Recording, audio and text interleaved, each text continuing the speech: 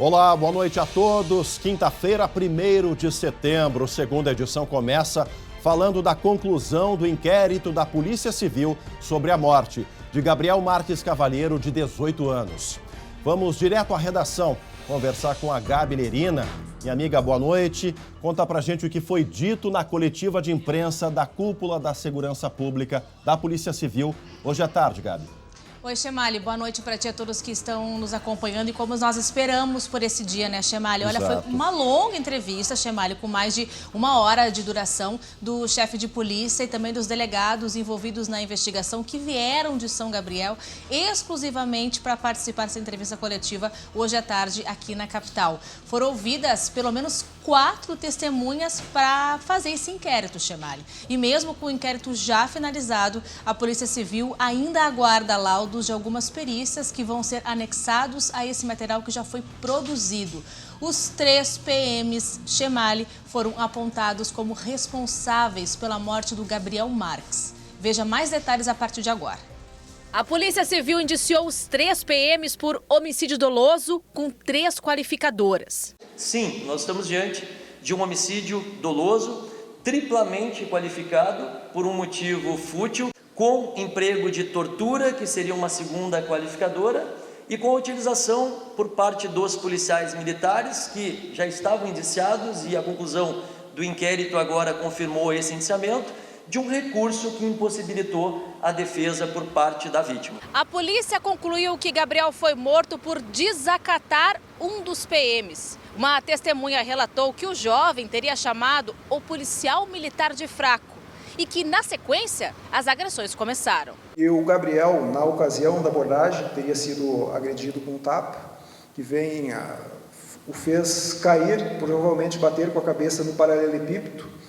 Na sequência, ele foi algemado, agredido na sequência com cacetete e posto contra a vontade na viatura. Essas agressões relatadas pelas testemunhas que nós ouvimos, elas estão muito bem concatenadas com o laudo pericial. Mas o inquérito já enviado ao Ministério Público deixa uma lacuna. Em que momento Gabriel morreu e quem levou o jovem até o açude, onde o corpo foi encontrado submerso 1 semana depois do desaparecimento, em 19 de agosto. Se o jovem Gabriel morre na viatura, se ele morre depois de ter sido deixado nessa localidade, essa certeza nós não temos. O que é certo é que sim, ele morre em decorrência dessas agressões relatadas e ele não morre por afogamento. A investigação de ocultação de cadáver ficou somente a cargo da Brigada Militar. Porque a ocultação de cadáver ela é prevista no Código Penal como um crime contra o respeito aos mortos. E nós só temos atribuição para investigar pelo fato de ter sido praticado por policiais militares no exercício da função, o crime doloso contra a vida, onde se encaixa o homicídio. É uma limitação legal, esse que é o aspecto que eu gostaria de frisar. No entanto, os investigadores afirmam que os 3 policiais sabiam das agressões. Ao contrário do que afirma a defesa do 2º sargento, por exemplo, que diz que o policial não tinha conhecimento de que Gabriel havia sido agredido. O jovem de Guaíba estava há poucos dias em São Gabriel para se alistar no Exército. Na noite de 12 de agosto, ele sumiu depois de ser abordado por 3 PMs. A Brigada Militar foi chamada porque Gabriel teria tentado invadir o pátio de uma residência. Gabi, um resultado já esperado desse indiciamento com um agravante, uma 3ª qualificadora, que é a tortura, né? Talvez aí dos crimes mais graves, das qualificadoras mais graves. A nossa produção fez contato com as defesas desses 3 policiais indiciados. O que as defesas disseram, Gabi? Estou aqui, então, agora com a resposta das defesas. A gente começa falando sobre a defesa do 2º sargento Chemali, o Arleu Júnior Cardoso Jacobsen. O advogado afirmou que a Polícia Civil em nenhum momento tentou entender o que aconteceu e tampouco individualizou a conduta de cada um dos PMs. O advogado disse ainda que acredita na inocência do 2º sargento e que vai trabalhar para aprovar isso no andamento do processo. Nós tentamos contato com a advogada dos 2 soldados, o soldado Kleber Renato Ramos de Lima e Raul Veras Pedroso, mas ela não retornou aos nossos contatos. E lembrando, Chemali, que os 3 policiais militares seguem presos preventivamente no presídio militar aqui em Porto Alegre. A linha de defesa, né, a estratégia de defesa, melhor dizendo, Gabi, é de negar, né?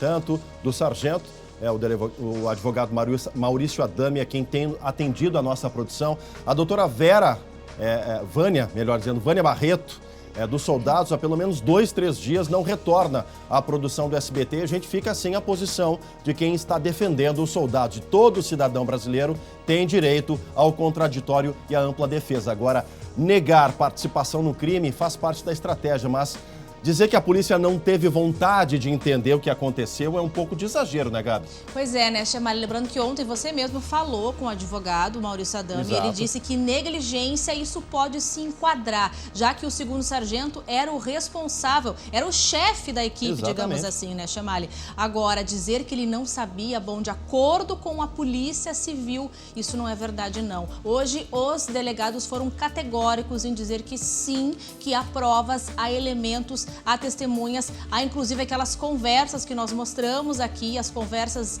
por mensagens de celular que mostram, de acordo com a Polícia Civil, que sim, que os 3 policiais sabiam das agressões. Chamali, que tristeza tudo isso, né? É muito triste. Agora, um outro detalhe, Gabi, tu que acompanhou essa coletiva, estava lá no Palácio da Polícia, que salta aos olhos, minha amiga, a questão do impeditivo por força da lei, né? Uma resolução recente do Superior Tribunal de Justiça determina que a Polícia Civil ela só pode investigar crimes praticados através da farda de militares quando eles são contra a vida, homicídios dolosos, ou seja, a ocultação de cadáver fica a cargo do inquérito policial militar. Não só a ocultação de cadáver, outros crimes, tráfico de drogas, extorsão, roubo a banco, crimes sexuais. Tudo isso, só quem pode investigar é a Corregedoria. Isso me parece, sinceramente, uma blindagem lá de Brasília, do STJ, sobre essas questões,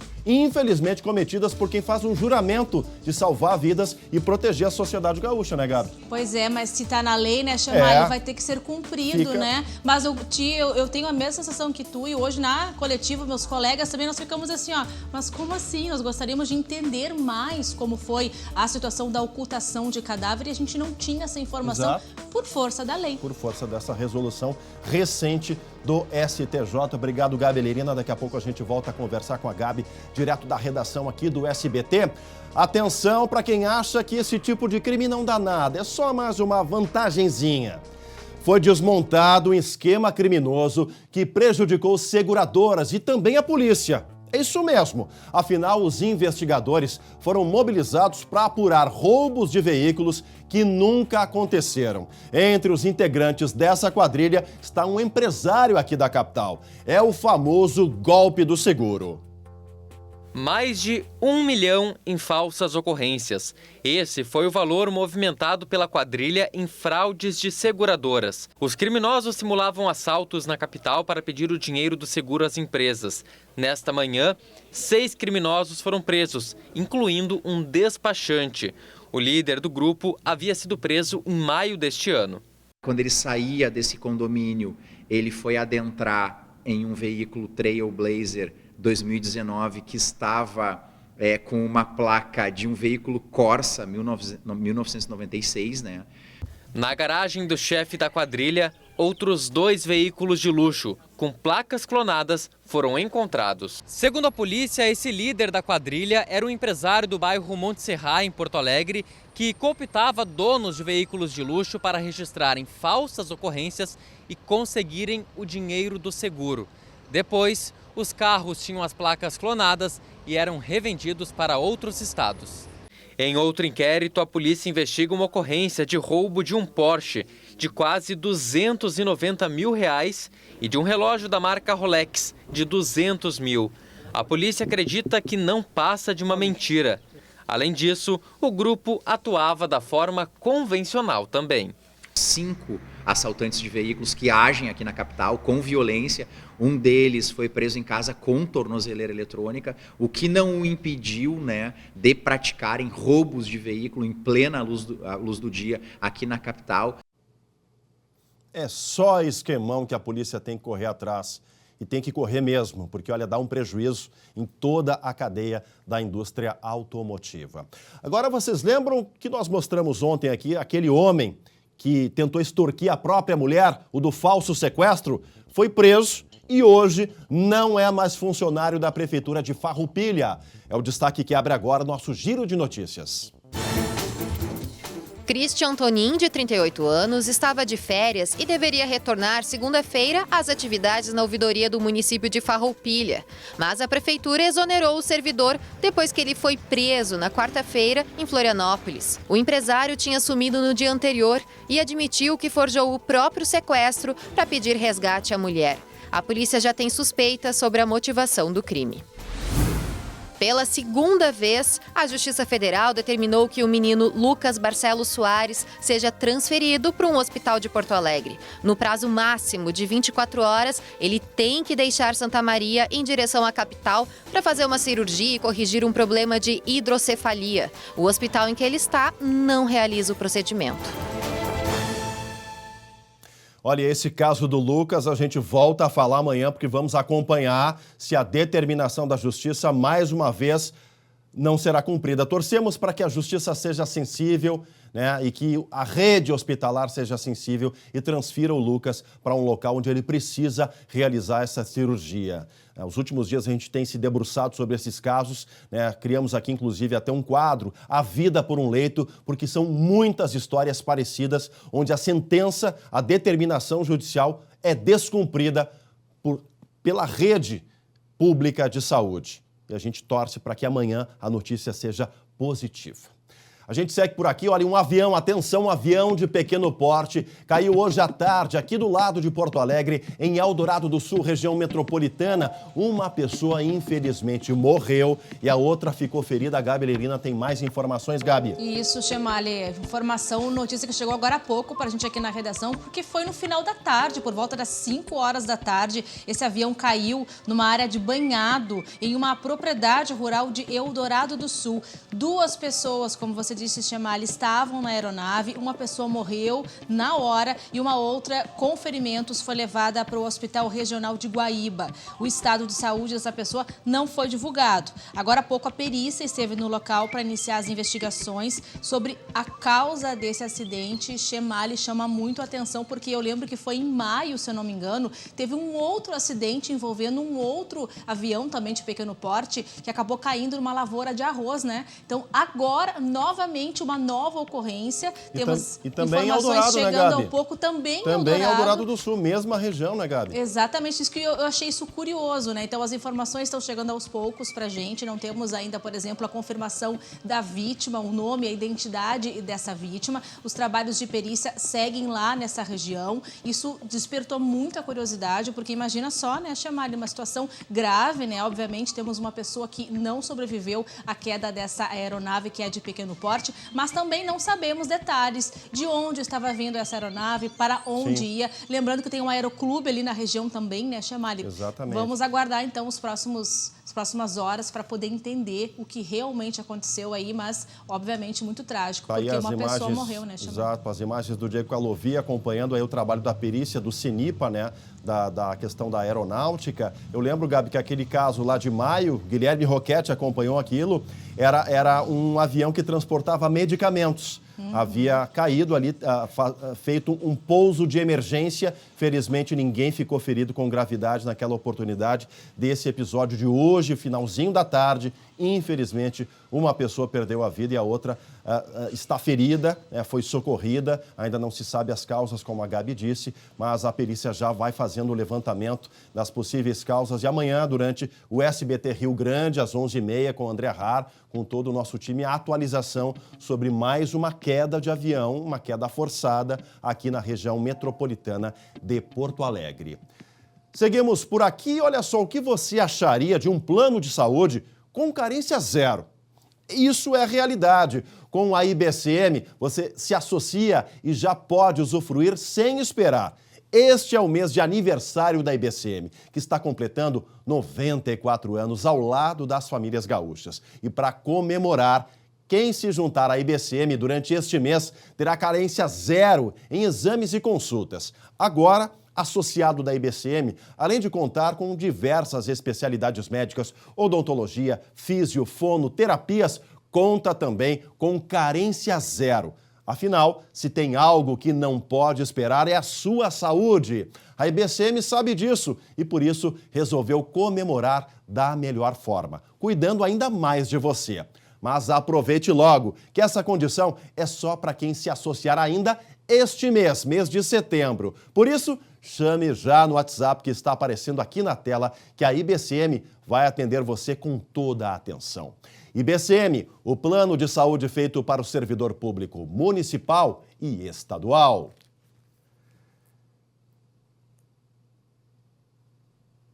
E ainda hoje, aqui no Segunda Edição, começa o mês Farroupilha com um presente para a capital. E também as tecnologias do campo que facilitam a vida na cidade. A gente volta já já.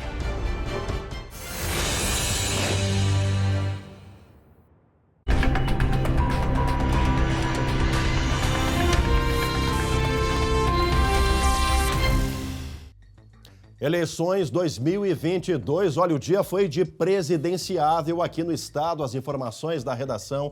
Gabi Lerina. Isso, Chamalha, acompanhamos, né, a visita da candidata do MDB, a Simone Tebet. Ela esteve na Expo Inter em Esteio e prometeu um plano safra plurianual. Com essa iniciativa, ela defendeu que, assim, grandes, pequenos ou médios produtores terão condições de fazer uma previsão de orçamento. Amanhã está prevista a visita do presidente da República e candidato à reeleição, Jair Bolsonaro, do PL. Hoje cedo, a Simone Tebet também conheceu duas comunidades aqui de Porto Alegre, Chemali, e enfatizou a necessidade de investimentos em áreas carentes, com participação da iniciativa privada, estados, municípios e o governo federal. Chemali. Tá certo, Gabi. Obrigado pelas informações. A gente viu aí, né, as imagens da Expo Inter, onde a candidata a presidente do MDB passou, e a da Expo Inter que a gente fala agora porque é uma das maiores feiras do agronegócio da América Latina e sempre busca formas de evidenciar os elos que acabam ligando a produção no campo com a tecnologia e a vida nas cidades.